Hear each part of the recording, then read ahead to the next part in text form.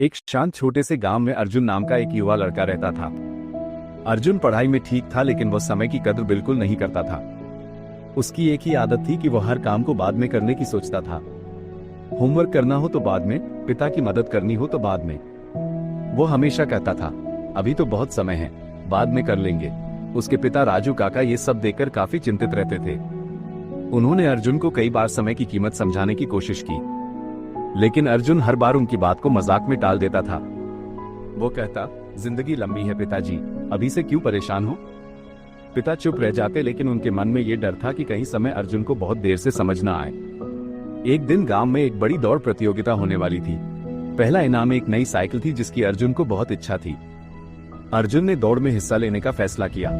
उसने मन ही मन सोचा कि वो जीतकर साइकिल जरूर ले आएगा, लेकिन फिर उसकी वही पुरानी टालमटोल वाली आदत सामने आ गई। उसने सोचा कि तैयारी कल से शुरू करूंगा। फिर उसने अगले दिन भी वही कहा कि कल से शुरू करूंगा। ऐसे ही दिन पर दिन गुजरते गए। दौड़ का दिन आ गया, लेकिन अर्जुन ने कोई तैयारी नहीं की थी। फिर भी वह आत्मविश्वास से मैदान में पहुंच गया। सीटी बजते ही सभी प्रतिभागी दौड़ पड़े। शुरू में अर्जुन पूरे जोश में दौड़ा, लेकिन कुछ ही देर बाद उसकी सांसें फूलने लगी।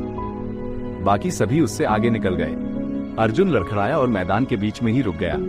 वह हार गया। अर्जुन मैदान के कोने में बैठकर चुपचाप रोने लगा।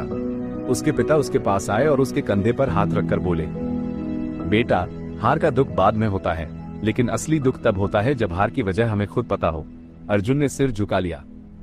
वो जानता था कि उसने समय की बर्बादी के कारण ये हार झेली है, लेकिन उसने उस हार से भी कोई सबक नहीं लिया। समय गुजरता गया और अर्जुन कॉलेज में पहुंच गया, लेकिन उसकी आदतें नहीं बदली। क्लास में देर से जाना, असाइनमेंट टालना और पढ़ाई को हल्के में लेना उसकी आदत बन चुकी थी। वो सोचता था कि जिंदगी आराम से भी जी जाती है। एक दिन कॉलेज में प्लेसमेंट की घोषणा हुई। बड़ी कंपनियां इंटरव्यू लेने आने वाली थी।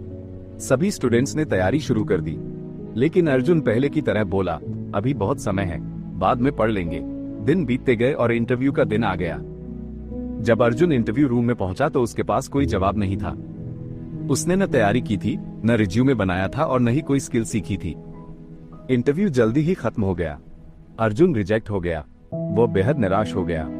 उस दिन अर्जुन बहुत देर तक अकेले बैठा रहा। उसे महसूस हुआ कि वह अपनी जिंदगी पीछे छोड़ रहा है, लेकिन असल में वो समय को नहीं, खुद को पीछे छोड़ रहा था। उसी रात उसने तय किया कि वह अपनी जिंदगी बदल देगा। अब वो समय की कीमत समझेगा। अगले दिन उसने अपने पिता से बात की। उसने कहा, पिताजी, मैं अपनी जिंदगी बदलना चाहता हूँ। पिता मुस्कुराए और बोले, जागने में देर भले हो गई हो, पर अब समय मत गंवाना।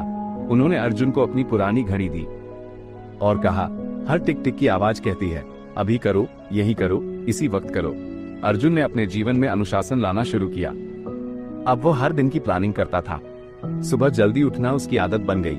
उसने पढ़ाई और स्किल्स पर मेहनत शुरू कर दी।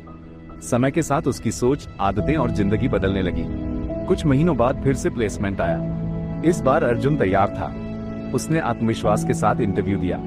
उसका चयन हो गया। उसे एक अच्छी कंपनी में नौकरी मिल गई। जब उसने यह बात अपने पिता को बताई तो वे बहुत खुश हुए।